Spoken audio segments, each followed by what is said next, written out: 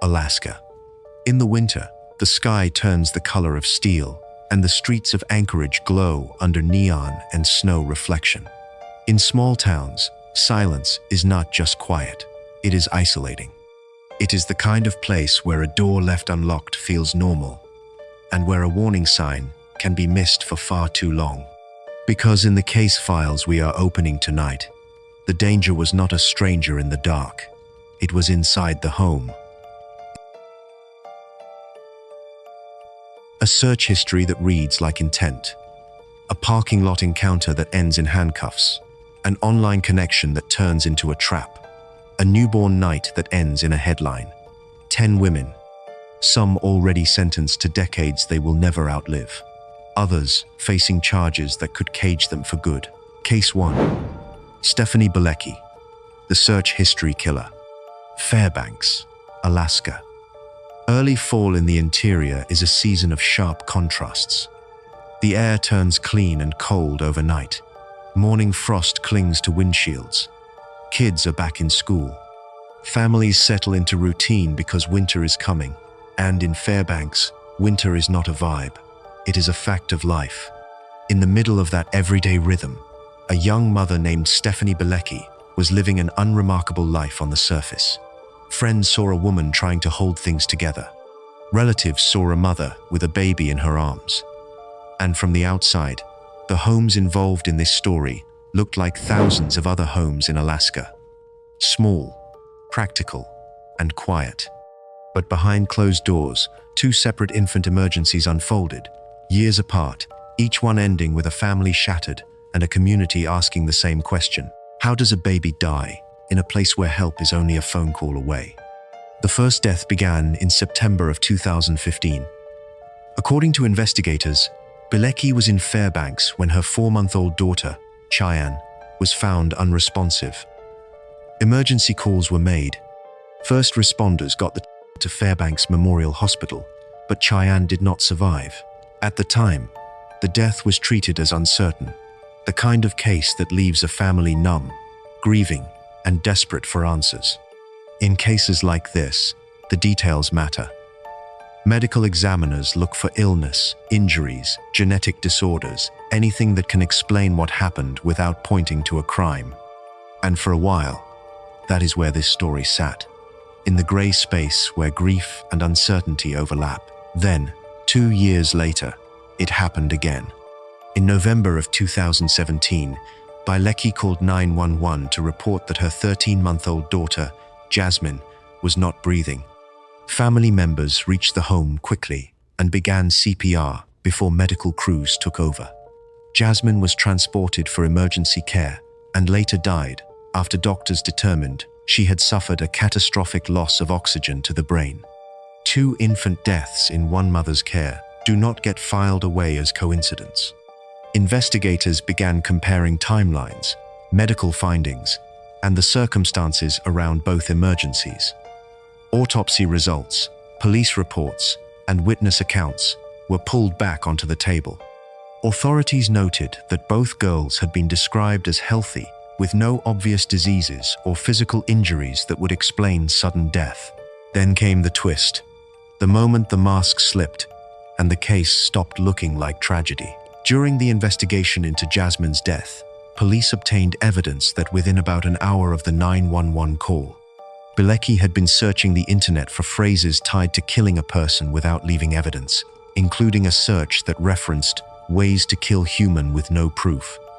And others formed a pattern that investigators could not ignore. 2 babies, 2 emergencies, 2 funerals, and 1 trail of digital evidence that stripped away the last excuse. Some crimes are loud, dramatic, chaotic. This one was quiet. The kind of quiet that makes people feel safe right up until they realize what was happening the whole time.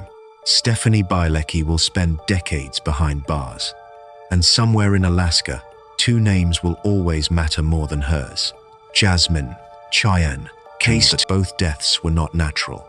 In late August of 2018, a grand jury indicted Bilecki, who had also used the last name LaFountain, in connection with both deaths. Reports at the time described charges that included murder counts tied to each infant. For years, the case sat in the slow machinery of the justice system. Motions, hearings, evaluations, delays. Families waited, and the longer a case lasts, the heavier it becomes. Because time does not soften what happened. It only gives people more space to imagine it. Eventually, the legal process reached its payoff. The gavel moment that true crime audiences never forget, because it is the only clean line in a story this dirty. In July of 2024, Bielecki pleaded guilty to 2 counts of second-degree murder. And in December of 2024, a Fairbanks judge imposed a composite sentence of 130 years, with 85 years suspended, leaving 45 years to serve. The Fairbanks District Attorney, Joe Dallaire, described the conduct as something that shocks the conscience, and he named the 2 babies directly, Jasmine and Cheyenne, as he spoke about justice for their families. 45 years to serve is not a symbolic punishment. It is a cage built from time itself. It means birthdays will pass without candles. It means winter after winter after winter behind locked doors. It means the world outside will move on without her. 2 babies, 2 emergencies, 2 funerals, and 1 trail of digital evidence that stripped away the last excuse. Some crimes are loud, dramatic, chaotic. This one was quiet. The kind of quiet that makes people feel safe right up until they realize what was happening the whole time. Stephanie Bielecki will spend decades behind bars. And somewhere in Alaska, 2 names will always matter more than hers. Jasmine, Cheyenne. Case 2, Marley Mark, the killer. Anchorage, part. Formed a pattern that investigators could not ignore. 2 babies, 2 emergencies, 2 funerals, and 1 trail of digital evidence that stripped away the last excuse. Some crimes are loud, dramatic, chaotic. This one was quiet. The kind of quiet that makes people feel safe right up until they realize what was happening the whole time. Stephanie Bielecki will spend decades behind bars. And somewhere in Alaska, 2 names will always matter more than hers. Jasmine, Cheyenne. Case 2, Marley Mark, the killer. Anchorage, Alaska. Late summer, on the edge of the city, is a strange kind of calm. The sun still hangs on longer than it should. People squeeze every last evening out of the season because they know what comes next. In neighborhoods tucked behind grocery stores and busy roadways, life moves in small routines. School lists, evening traffic, a quick stop for fuel. In the back seat, asking for something simple, something ordinary. 5-year-old Job was the age where the world is still soft around the edges, old enough to speak clearly, young enough to believe every promise.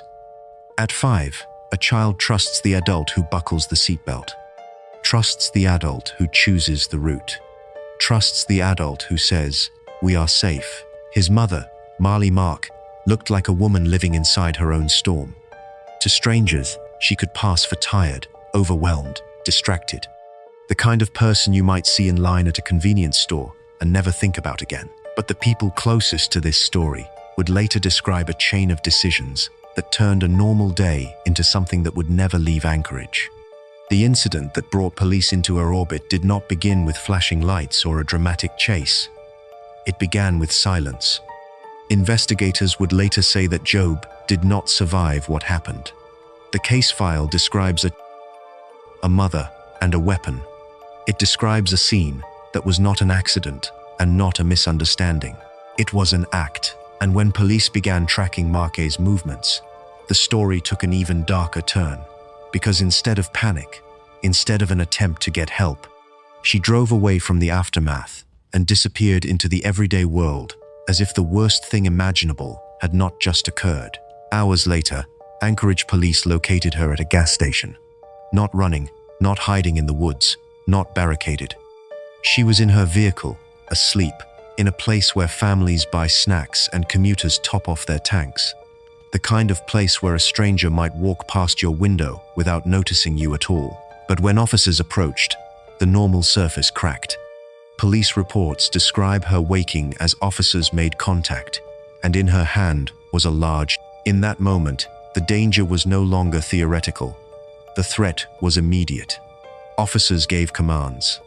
The scene hardened fast. The line between a routine welfare check and a deadly confrontation is thin, and a weapon makes it thinner. What matters here is not cinematic detail. What matters is what police concluded. They concluded this was not confusion, not self-defense, not a chaotic accident. The evidence indicated that Job's injury was intentional, and that his mother was the one who caused it. Anchorage does not forget cases like this because the victim is and the betrayal is total. Does not choose their home. They do not choose their guardian. They do not get to vote on whether the person responsible for them is stable, safe, or capable of mercy. After the arrest, the justice system did what it always does in cases that shock the community. It slowed everything down and forced the facts into order. Charging documents laid out what prosecutors believed happened. Investigators built the timeline. Medical findings established cause and manner in language colder than grief, because courtrooms deal in conclusions, not feelings. And then came the long stretch that families know too well. Months and years where hearings happen, lawyers argue, and the world keeps moving while one family stays stuck on the same day forever. When the case reached sentencing, the court's message was simple. This was the kind of crime that is paid for, with time measured in decades. Marley Markay received a sentence totaling 80 years, with 50 years to serve. 50 years to serve means she will spend the prime of her life locked away. Not a short sentence, not a reset, not a second chance that arrives while everyone still looks the same. 50 years is what the system gives when it believes a person cannot be safely returned to the world. And while the legal language is sterile, the meaning is not. It means Job will never become a teenager, never have a first day of middle school, never run into the ocean on a rare warm Anchorage afternoon, never grow into the kind of adult who looks back on childhood with stories that start with, "When I was 5." All of that disappeared in one case file, one arrest, one sentence. This is what makes true evil so hard to process. Not the noise, not the headlines, the simplicity. And then they are not. And the person responsible is the person who was supposed to protect them. In Alaska, the seasons change brutally. The cold arrives and stays. But inside prison walls, time changes in a different way. It piles up, day after day, year after year. A slow sentence for a fast act. Marley Mark will live inside that pile of time for decades. And the silent echo of this case will always be the same. A child who never got the chance to grow up, and a mother whose choices turned ordinary life into a permanent absence. Case 3. Denali Bremer, the catfish pawn. Anchorage, Alaska. In the year 2019, the city still carried that familiar rhythm of late-season daylight and long shadows. Streets that look ordinary in the afternoon can feel isolated at night, especially on the outskirts where trees swallow sound and small roads cut into open space. In places like that, people convince themselves they are safe because they recognize the scenery. They tell themselves danger belongs to somewhere else. Cynthia Hoffman did not belong to a headline. She belonged to the everyday world of a young woman still figuring herself out. She had friends. She had plans that were still forming. She had the kind of life that should have been measured in years ahead, not in the final line of a case file. Denali Bremer was close to her. Not a stranger, not a shadow at the edge of a parking lot. A friend, someone inside the circle of trust. That is what makes what happened next feel so poisonous to the people who later read the details. This was not evil arriving from outside. This was evil sitting right beside the victim, smiling, listening, pretending. Investigators would later describe Bremer as young, reckless, and hungry for validation in the most dangerous way possible. A teenage mother, still a teenager herself, already juggling adult pressure and adolescent impulse. But the label does not explain the choice. It never does. Pressure does not force someone to betray a best friend. It only reveals what they are willing to trade. The first thread of this case begins online. At some point, Brema became entangled with a man she believed was wealthy. A millionaire. The kind of persona that shows up in messages like a fantasy. Money, attention, excitement, escape. The pitch was not subtle. It was transactional. It promised reward for cruelty. The twist is that the millionaire was not real. The person on the other side of the screen was a man living in Indiana. Not a glamorous benefactor. Not a rescuer. A predator using distance as camouflage and a fake identity as a weapon. He did not need to be in Alaska to influence what happened in Alaska. He only needed access to someone willing to be used. That is the ugly truth of this case. It was not only about violence, it was about manipulation, grooming, a slow rewiring of someone's moral compass until betrayal feels like opportunity. According to the evidence presented later, the online figure pressured Brema for proof. Not proof of affection, proof of harm. Proof that she would actually do what she was being urged to do. Proof that could be packaged, sent, and treated like currency. And Cynthia Hoffman became the target. In the days leading up to the crime, Brema's behavior towards Cynthia looked normal on the surface. Friends can spend time together without raising alarms. That is part of the danger. The victim does not pull away, because the threat does not look like a threat. It looks like friendship. When the incident happened, the details that investigators later established were horrifying. But the most important fact is simple. Cynthia did not survive. Authorities concluded that her death was not an accident, not self-inflicted, not the result of some unknown attacker. It was a planned betrayal carried out by people she trusted, influenced by a voice hundreds of miles away. After Cynthia disappeared, the case moved the way these cases often do at first. Confusion, worry, and that desperate early window when family and friends still believe there is a chance. Then the investigation tightened. Anchorage police began mapping timelines. They interviewed friends. They pulled phone data. They followed the digital footprints that so many people leave behind without thinking. In 2019, a person can try to hide in the woods, but they still carry a phone, still send messages, still move through cameras, still create a trail. And then the case shifted from missing person to homicide investigation because evidence did not support a harmless disappearance. What broke this case open was not a miracle. It was the combination of digital evidence and human weakness. Investigators uncovered communications that pointed toward planning. Not vague anger, not a spontaneous fight. Planning. They also located recordings connected to the incident. Those recordings were not created by police. They were created by the perpetrators to satisfy the demand of the person they believed would pay them. That detail is one of the darkest elements of the entire story. It turns murder into performance. It turns a human life into a deliverable. It reveals a level of moral collapse where the victim's terror is not even enough. The perpetrators needed documentation. Once police had enough to confront the people involved, the mask slipped completely. Brema's role became central. Investigators concluded she was not a passive bystander. She was not someone who simply witnessed a crime and panicked. She was the engine. She was the bridge between the online predator and the real-world victim. She was the one who brought Cynthia into the trap. As detectives built their case, the Indiana man's identity also came into focus. The fake millionaire persona fell apart under real names, real records, and real evidence. A man who believed distance would protect him learned what so many offenders eventually learn.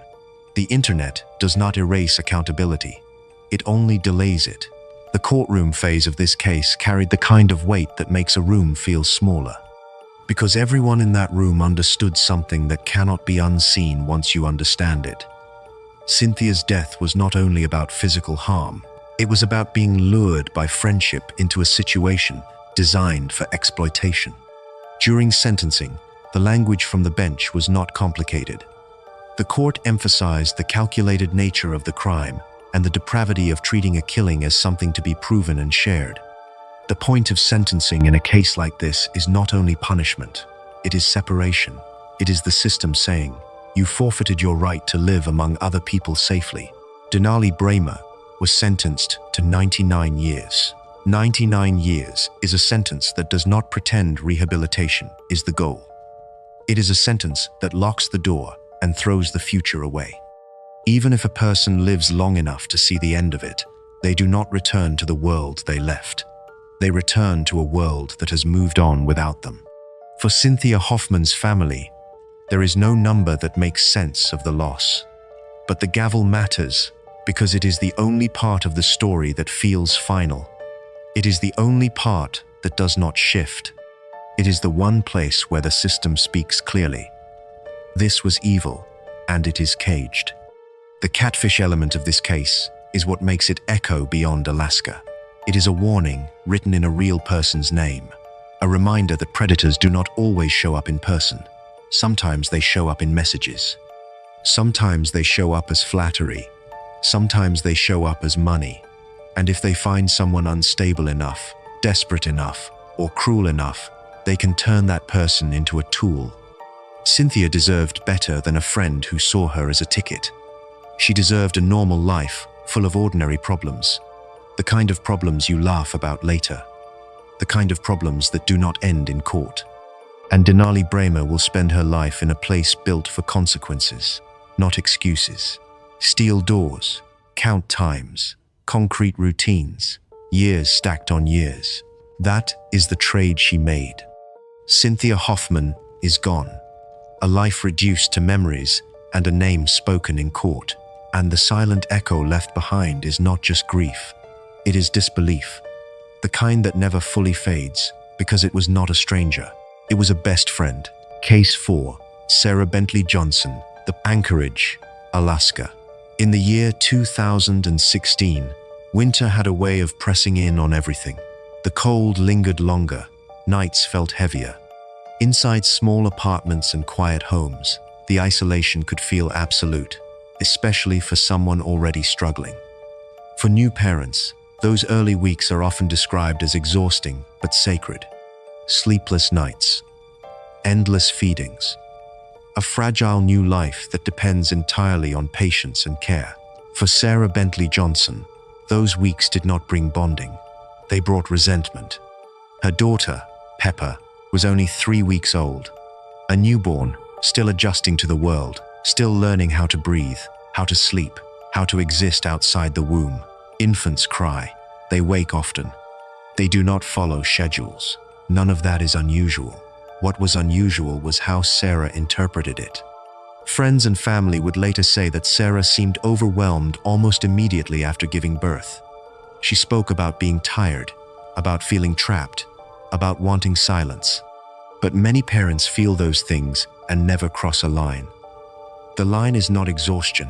The line is choice.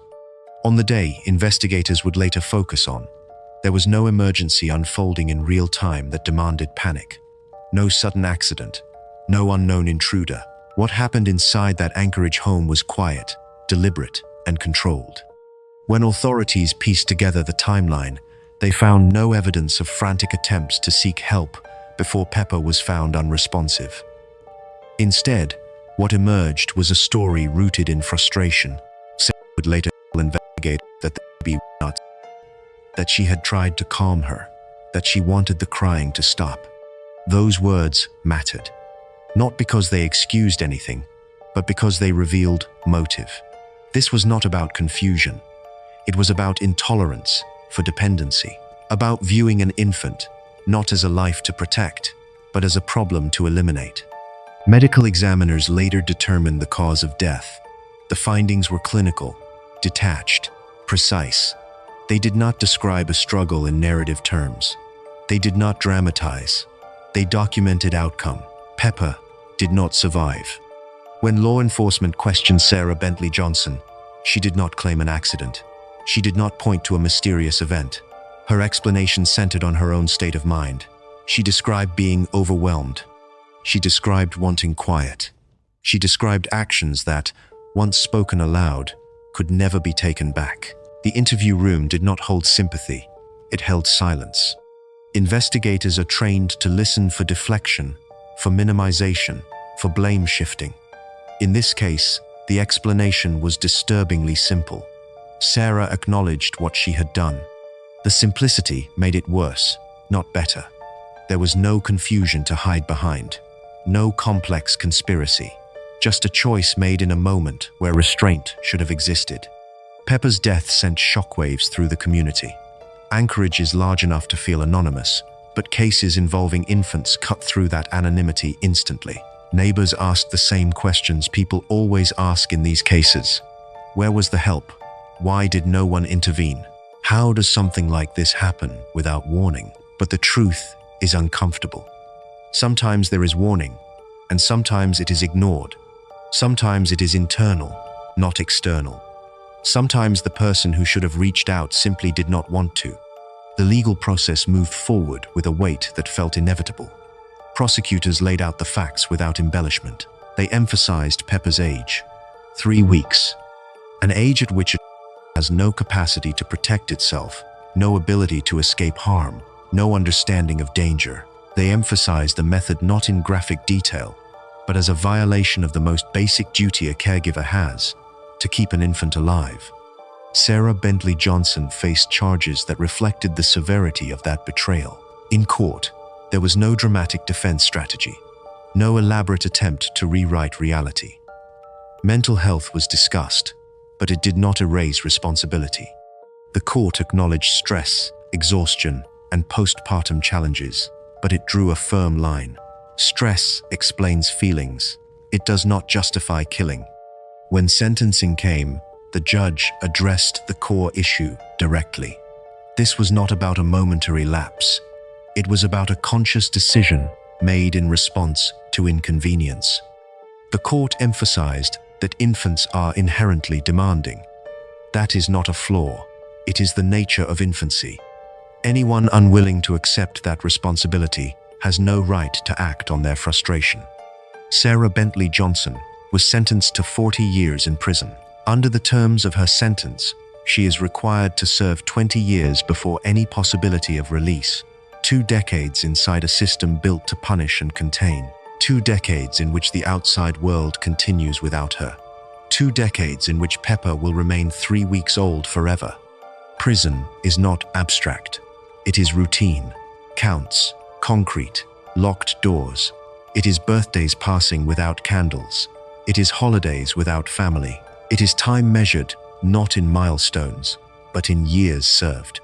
For Sarah, the years ahead will be quiet in a way she once claimed to want, but it will not be peaceful. Silence in prison is not relief. It is consequence. Pepper's life was so short it barely left a footprint in the world, but the absence she left is permanent. There are no first words to remember, no first steps, no childhood photos beyond the earliest days. Just a name, just a record, just a loss that never had the chance to become anything else. This case stands as one of the starkest reminders of how quickly resentment can become lethal when patience disappears. How the most vulnerable lives depend entirely on restraint. How the law ultimately intervenes when that restraint fails. Sarah Bentley Johnson will spend the prime of her life behind bars. She will age in custody. She will carry the weight of what she did every day, whether she acknowledges it or not. Pepper never had the chance to grow up in Alaska's long summers or survive its dark winters. She never had a chance at anything beyond infancy, and the silent echo left behind is not just grief. It is a question that never fully goes away. How could someone hear a baby cry and choose violence instead of care? Case 5. Cedar Sarton, Fairbanks, Alaska. In the year 2024, winter still held the city in its grip. Fairbanks is a place where cold is not a season, but a condition of life. Darkness lingers. Isolation is routine. Homes become sealed worlds, cut off from neighbors by snowbanks, silence, and distance. Inside those homes, what happens can go unseen for far too long. Cedar Sarton lived in one of those sealed worlds. She was a young mother, raising her 5-year-old son, Bodhi. To the outside world, Bodhi was a normal. curious, energetic, at an age where imagination is boundless and trust is absolute. Children that young do not question authority. They assume safety. They believe the adults around them will protect them without exception. There was no ambiguity about the outcome. Bodhi did not survive. As detectives began their investigation, the focus narrowed quickly. Cedar Sarton was the only adult present. There were no conflicting timelines, no alternative suspects. The questions became less about who and more about why. What investigators uncovered was not a single triggering incident, but a pattern of instability. Friends and acquaintances would later describe the scene immediately raised alarms. This was not a household accident. It was not something that could be explained away by a fall or a moment of carelessness. The condition of Bodhi's body told a story that no parent should ever be responsible for writing. Medical professionals later documented that Bodhi had suffered fatal injuries consistent with extreme violence. The findings were clinical, unemotional, and devastating. There was no ambiguity about the outcome. Bodhi did not survive. As detectives began their investigation, the focus narrowed quickly. Cedar Sarton was the only adult present. There were no conflicting timelines, no alternative suspects. The questions became less about who and more about why.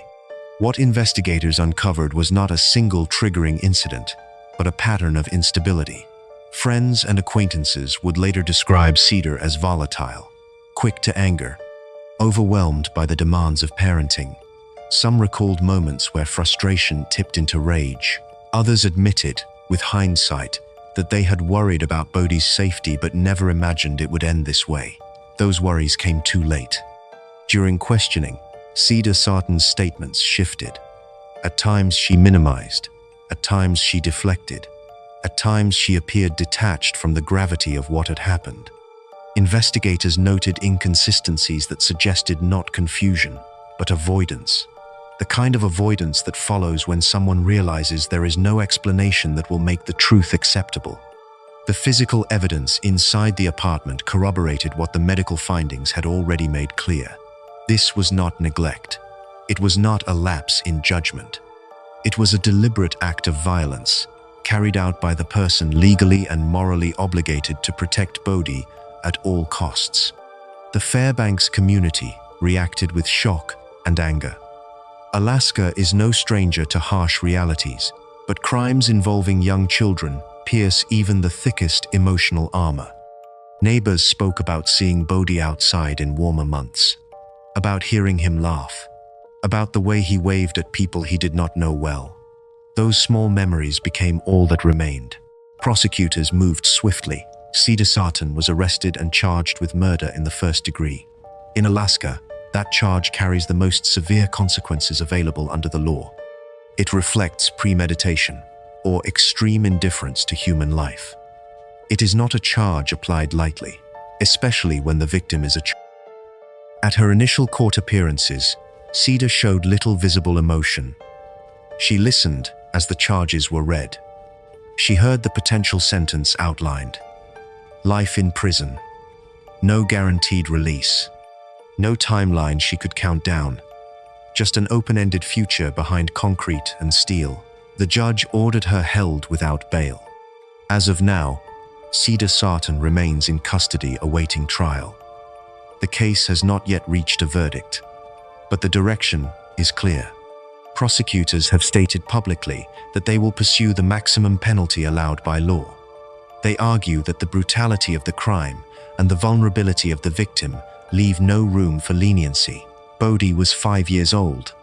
He should have been starting school, learning to read, losing his first teeth, asking endless questions about the world around him.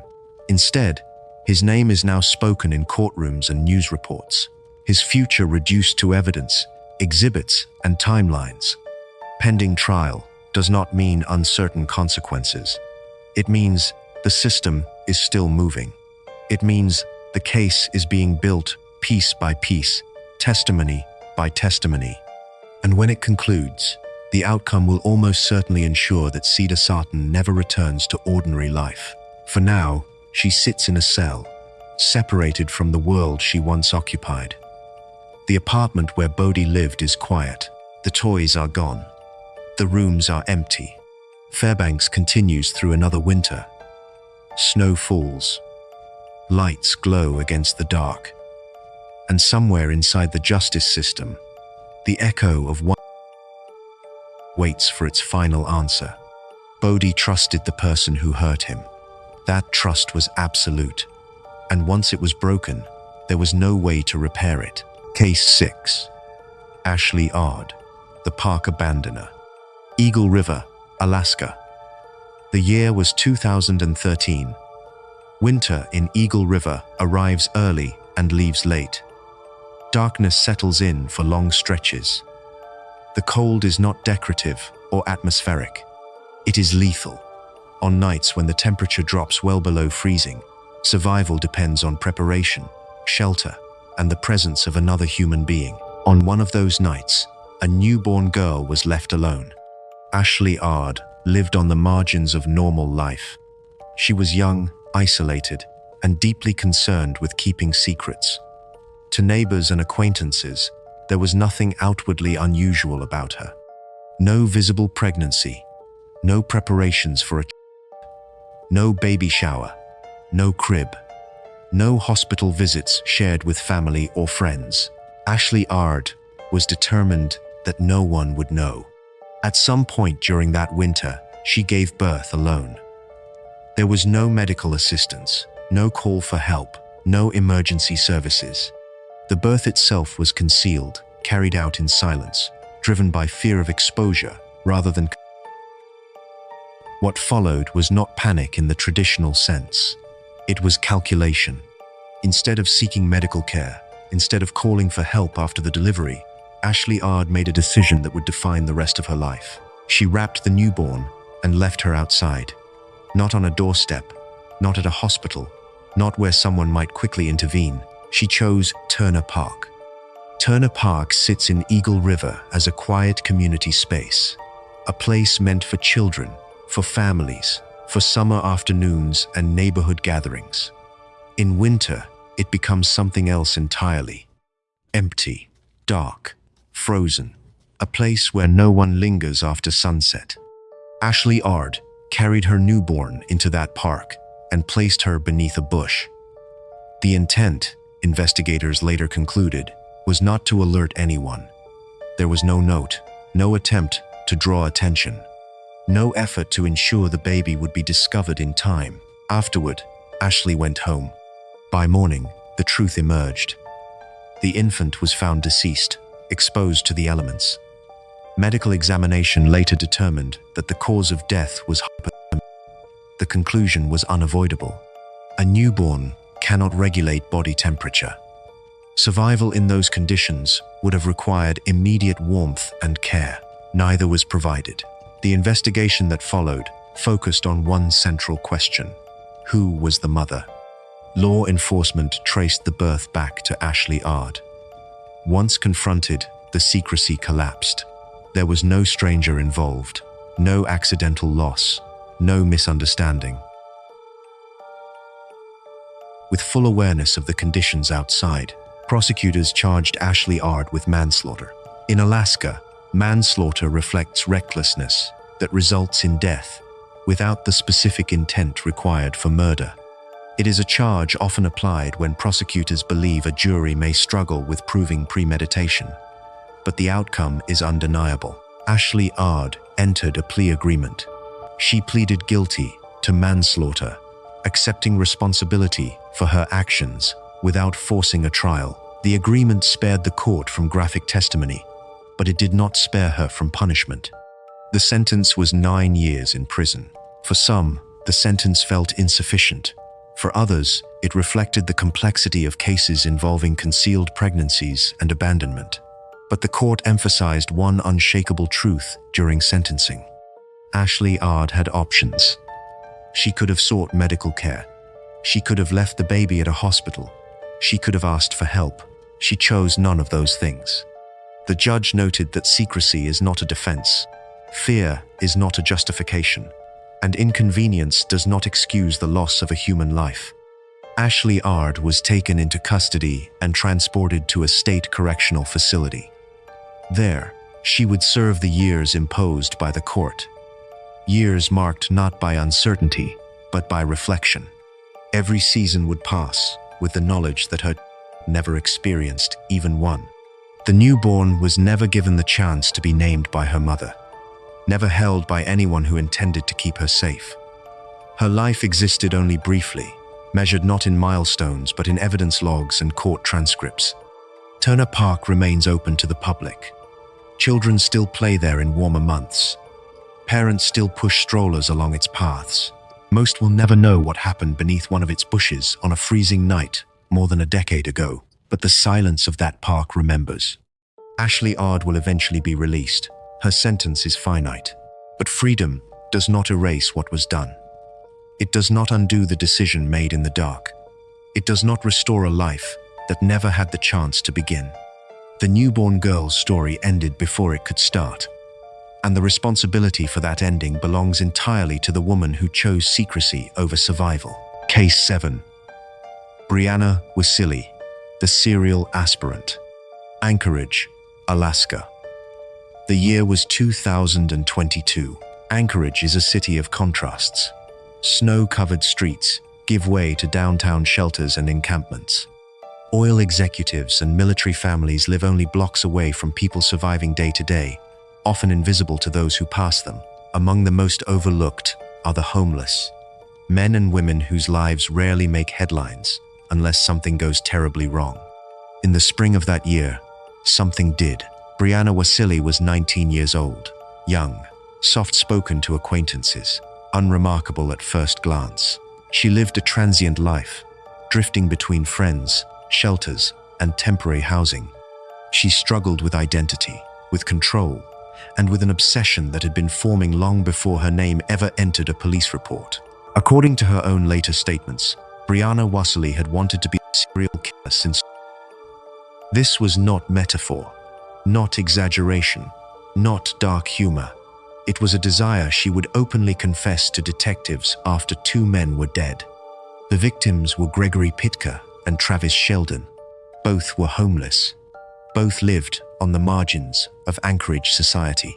Both trusted the wrong person. Gregory Pitka was known around town.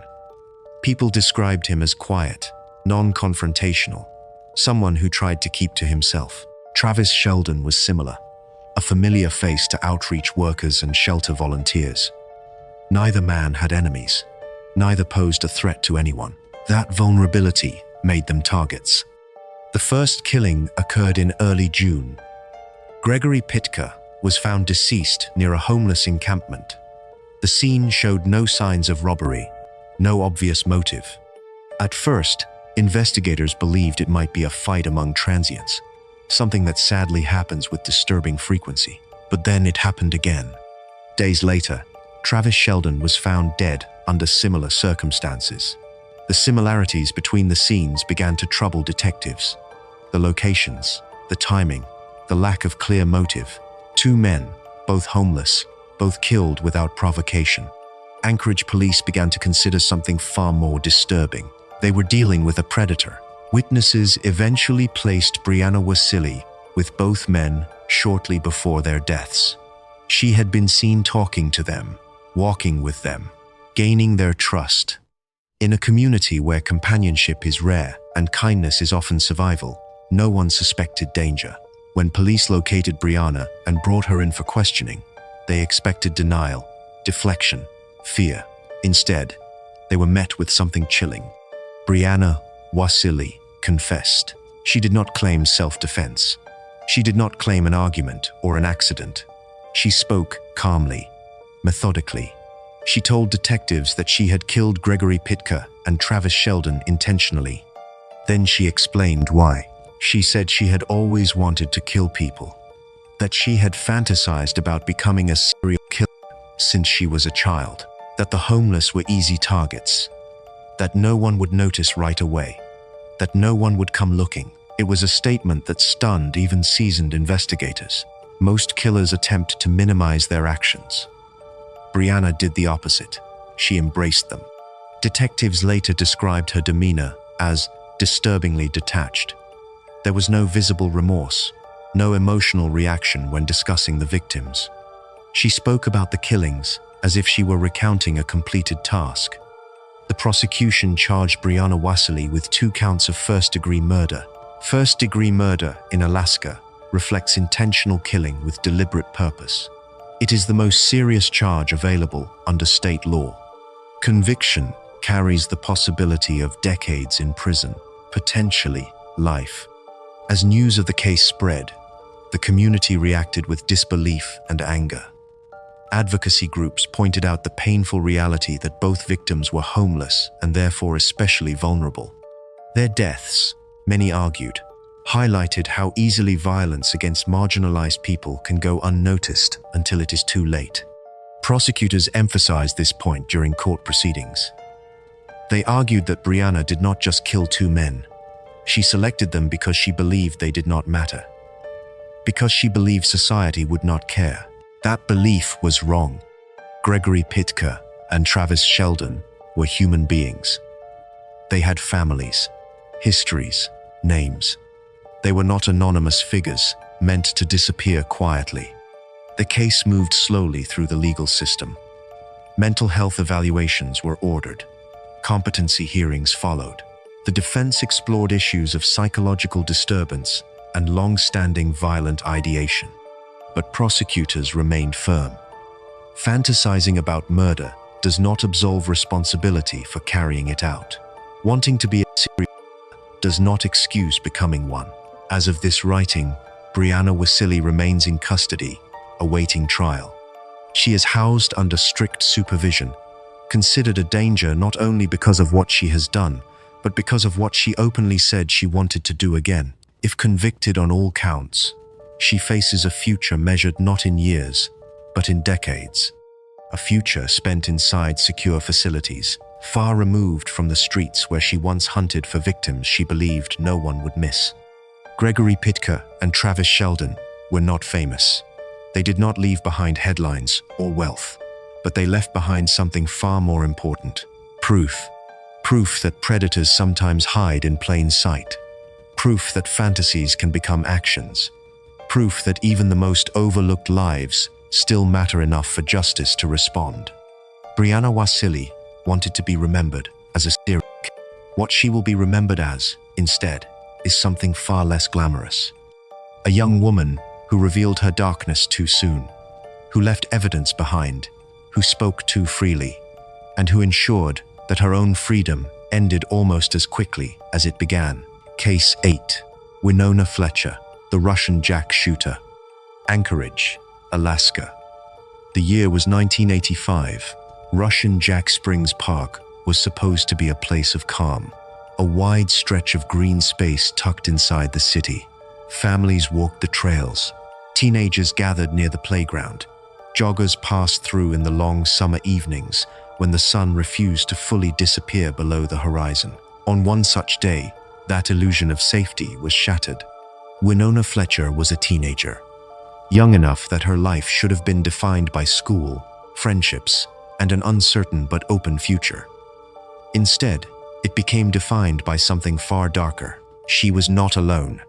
Winona and her boyfriend were inseparable, bonded not by love in any healthy sense, but by a shared appetite for chaos. Witnesses would later describe them as restless, angry, and hungry for excitement. They talked about power, about fear, about what it felt like to control life and death. What they planned was not a robbery, not revenge, not self-defense. It was violence for the thrill of it. On that day, in Russian Jack Springs Park, the pair arrived armed. They moved through the park without drawing attention at first. There was no argument, no warning, no escalating conflict. 3 people were targeted. The victims were ordinary park visitors, strangers who had done nothing more than exist in the wrong place at the wrong time. They were approached and killed without mercy. The acts were deliberate, cold, detached from any human emotion beyond the desire to dominate. When police arrived, the scene was chaos. Families fled. Sirens echoed through the park. Anchorage had not seen anything like this before. A public space turned into a crime scene of unspeakable violence. Investigators quickly realized this was not an accident or a spontaneous outburst. The evidence pointed to intent, planning. A shared understanding between two young people who wanted to experience what it felt like to take lives. Winona Fletcher was arrested shortly after. So was her boyfriend. During questioning, the truth emerged slowly. Then, all at once, there was no external motive, no financial gain, no personal grievance against the victims. The killings were committed for the experience itself, for the rush, for the sense of power. That fact horrified the community.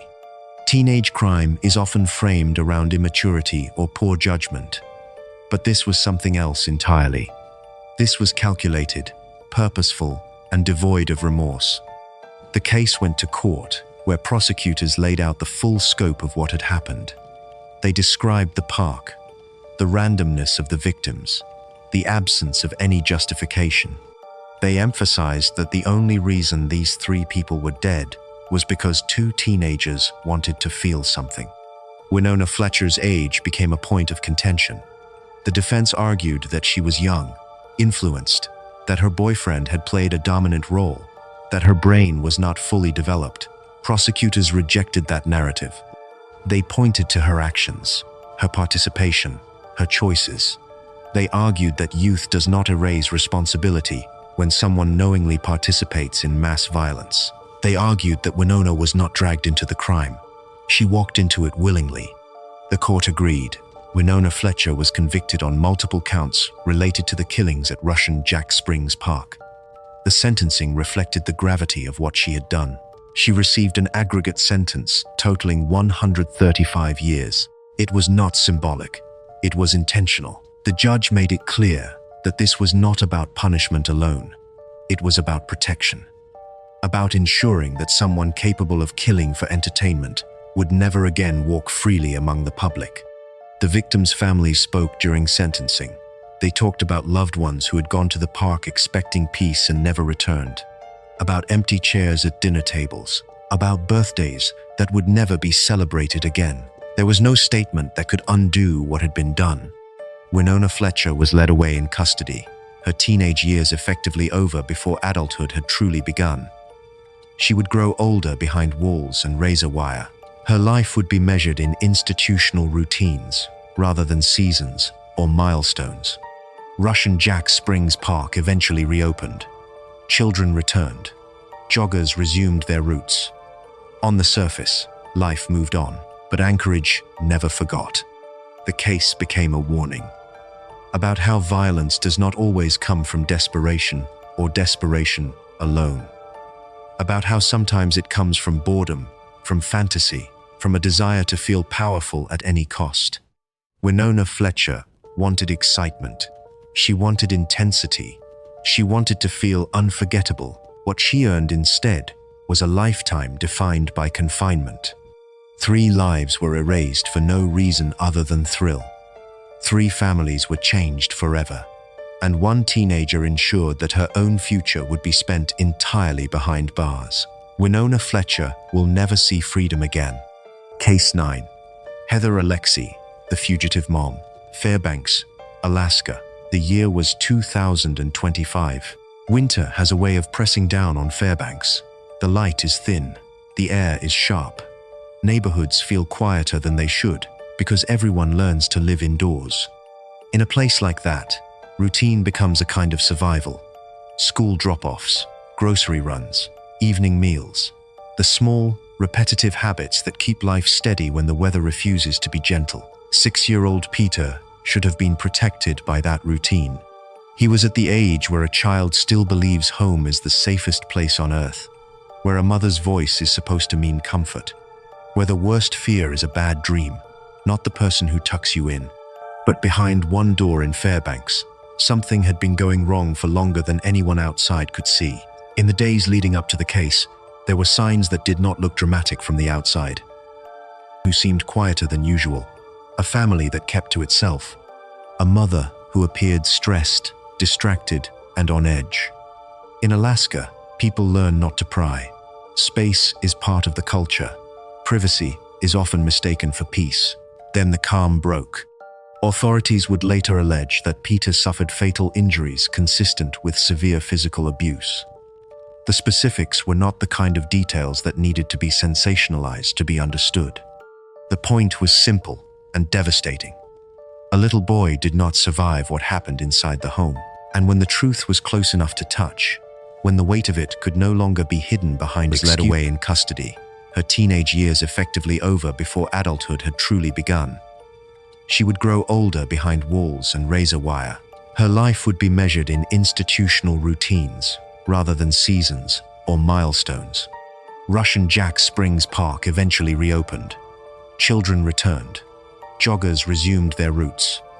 On the surface, life moved on, but Anchorage never forgot. The case became a warning about how violence does not always come from desperation or desperation alone.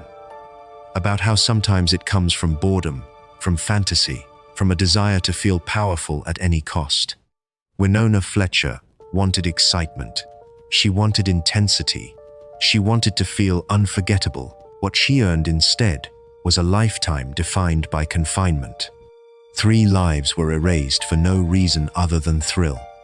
3 families were changed forever. And 1 teenager ensured that her own future would be spent entirely behind bars. Winona Fletcher will never see freedom again.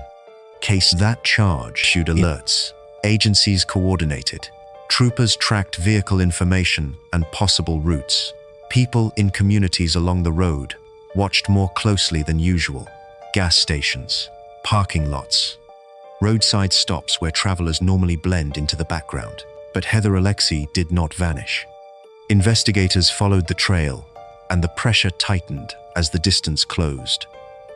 The idea of a mother fleeing with a after a fatal incident is something that grabs the public in a way few cases do.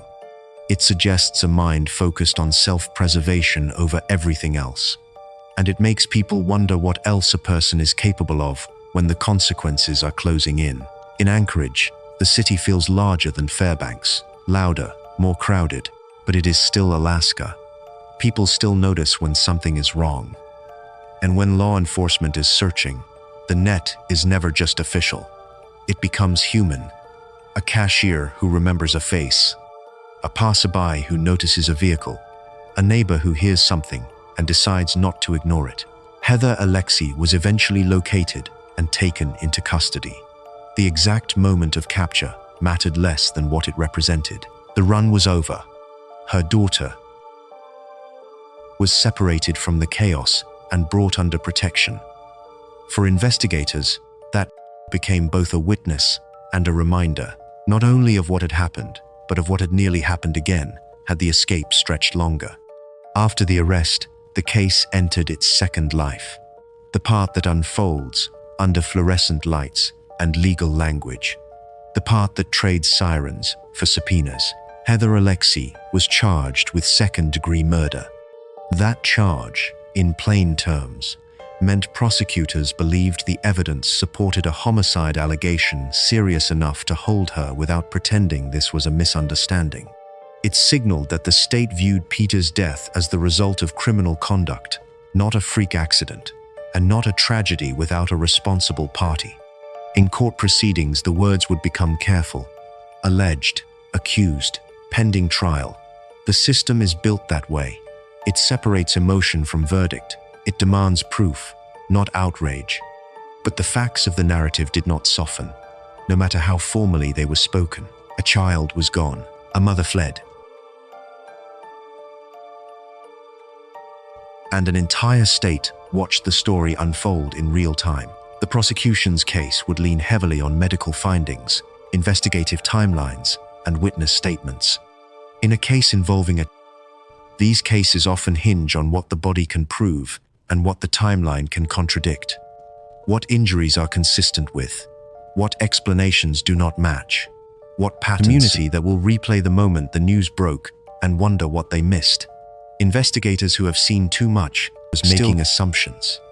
That the circumstances were misunderstood, that panic explains flight, That grief can look like guilt, but flight is never neutral.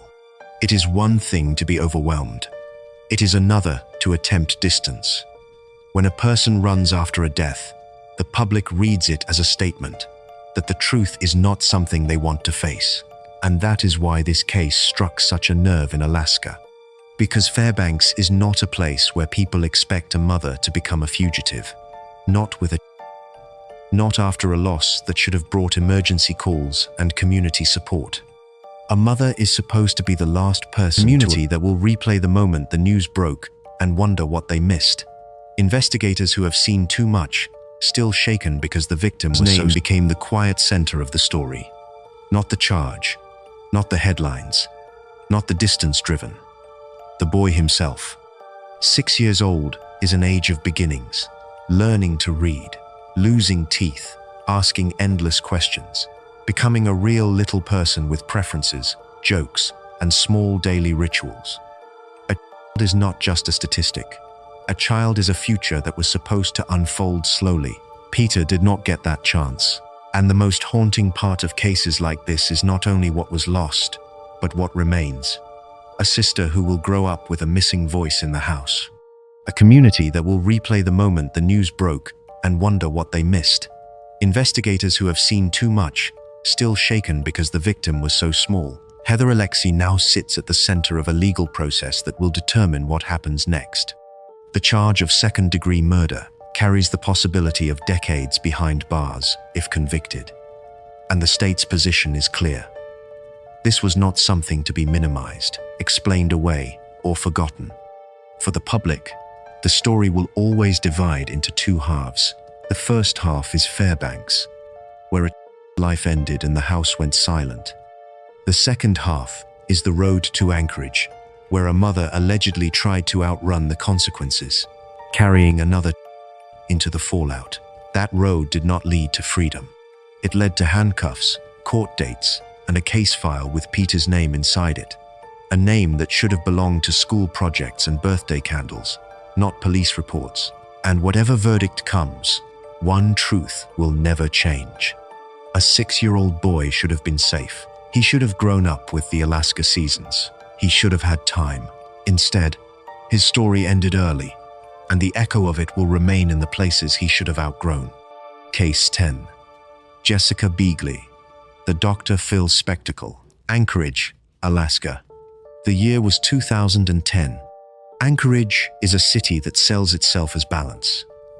Modern roads and big box stores, backed by mountain silhouettes and long, pale skies. In neighborhoods where the mail arrives on time and school calendars are pinned to the fridge, people want to believe the homes around them are ordinary, predictable, safe. That is the illusion this case shattered.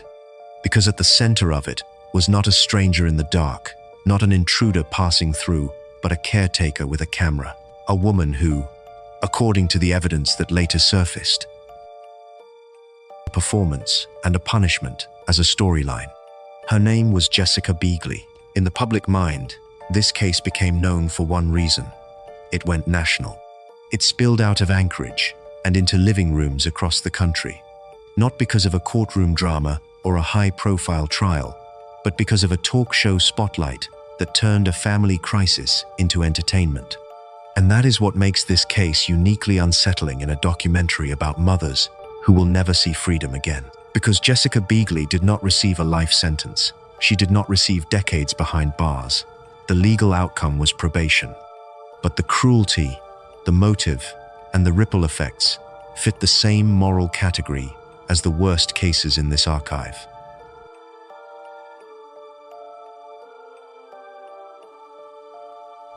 The center of this case was her adopted son, a boy still young enough to depend on the adults around him for everything.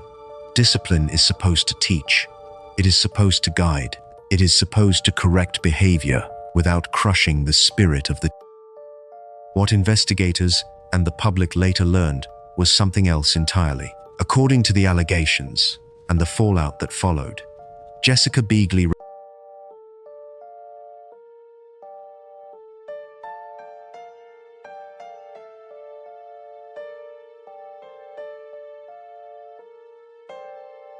point was not correction. The point was domination. A demonstration of power. Even without repeating the most graphic phrasing, even without turning the moment into a scene, the core truth remains chilling. The discipline was not private, and it was not measured. It was recorded. A camera changes everything.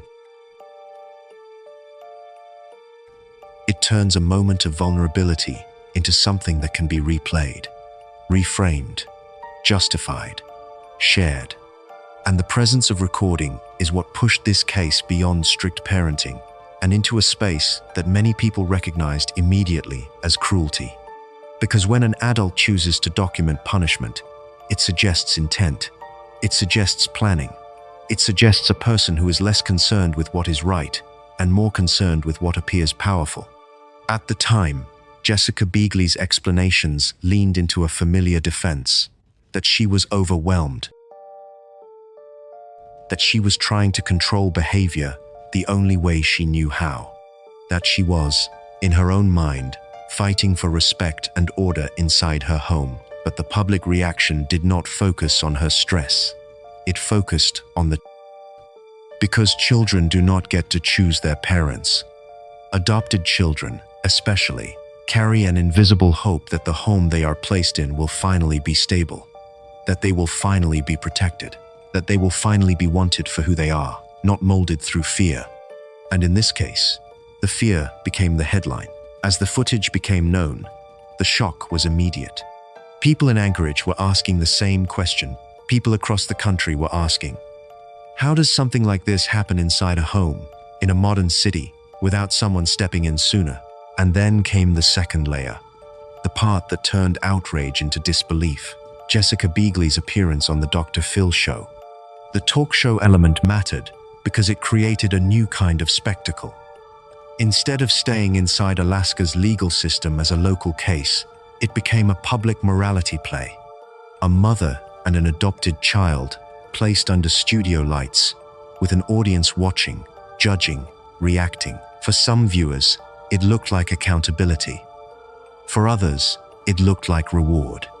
Because the very platform that claims to confront harmful behavior also amplifies it, giving it attention, giving it oxygen, giving it a spotlight that the victim never asked for. And in true crime, motive is everything. When you strip away the television framing, the core issue is this: a child's distress became content. And the adult in charge appeared to believe that recording it, and later defending it, could be spun into a story where she was the victim. That is the mask slip in this case. Not a hidden body, not a staged accident, not a false report to police. The slip here was moral, because the cruelty was not only in what happened, but in the decision to document it and stand by it long enough for it to become public. When authorities became involved, the case moved into the category that Alaska takes seriously: harm to a cruelty toward a and the responsibilities of a caretaker. The court process evaluated what was done, what was recorded, and what it revealed about the environment that was living in. And then came the outcome that many people still argue about to this day. Jessica Beagley received a sentence that included probation. 3 years of probation. For viewers who are used to the gavel being the payoff, this one lands differently. Because probation does not feel like a cage. It does not feel like justice you can measure in decades. It feels like a system choosing paperwork over confinement. But probation is not nothing. It comes with conditions. It places supervision on a person who has already shown poor judgment. It often includes monitoring, restrictions, required programs, and the constant threat that a violation can turn freedom into custody. Still, for the public, the imbalance lingered. The consequences forever. A caretaker walks free under supervision, and that gap is why this case belongs here as the final entry. Because the title of this documentary is not only about sentences, it is about betrayal. Sometimes the betrayal looks like violence. Sometimes it looks like neglect. Sometimes it looks like a camera held steady while a child learns, in the worst way possible, that the adult in charge is not safe. Jessica Beagley's story is a reminder that not every case ends with a life term, but every child victim carries a life term of memory, a life term of trust broken, a life term of wondering why adults watched, argued, debated, and turned their pain into a national conversation. And for adopted children, the damage can cut even deeper because adoption is supposed to be a promise, a legal and emotional vow that a child is not temporary, not disposable, not a project to control. It is supposed to be the opposite of instability. When that promise is corrupted, the echo does not stop at the front door. It follows the to classrooms, into friendships, into every future moment where trust is required. It turns ordinary discipline into a trigger. It turns raised voices into fear. It turns the idea of home into something complicated and heavy. This case did not end in a fortress of stone and steel. It ended with probation papers and a public scandal. But the moral verdict, in the eyes of many, was far harsher. Because a caretaker who turns punishment into performance is not correcting behavior. They are building a world where fear is the teacher and humiliation is the lesson, and a deserves better than lessons carved out of cruelty. Conclusion: the long night of Alaska. From Anchorage streets lit by winter sodium lamps to the silent edges of Fairbanks, these cases have traced a brutal truth across the last frontier. Evil does not need distance or wilderness to thrive. It only needs access. It only needs a door that closes. It only needs a child who cannot leave. Tonight's archive carried 10 names: Stephanie Bilecki, Marley Mark, Denali Bramer, Sarah Bentley Johnson, Cedar Sarton, Ashley Ard, Brianna Wasili, Winona Fletcher, Heather Alexi, Jessica Beagley. Some were convicted and caged for decades. Some are still moving through the courts, with the full weight of Alaska's justice system waiting at the end of the road. One became infamous through a national spotlight that never should have existed in the first place. But the focus was never supposed to be the perpetrators. The names that matter are the ones that were taken from ordinary life before they ever had a chance to grow into it. The infants who should have grown into first words, first steps, first birthdays. The children who should have grown into school pictures and scraped knees and loud laughter. The victims whose futures were stolen, not by strangers, but by the people closest to them. And that is what makes these stories so hard to sit with. Because society tells itself a comforting myth, that a mother's instinct is protection, that the bond is automatic, that the home is the safest place on earth. These cases show the opposite can be true. They show what happens when control replaces care, when resentment replaces responsibility, when obsession replaces empathy, when a person treats a life like an inconvenience, a bargaining chip, a problem to erase, or a headline to exploit. But there is one thing every perpetrator in this archive shares now, whether they are already sentenced or still awaiting trial. They are marked by evidence, by court records, by the memory of a community that deserves better than lessons carved out of cruelty. Conclusion: the long night of Alaska. From Anchorage streets lit by winter sodium lamps to the silent edges of Fairbanks, these cases have traced a brutal truth across the last frontier. Evil does not need distance or wilderness to thrive. It only needs access.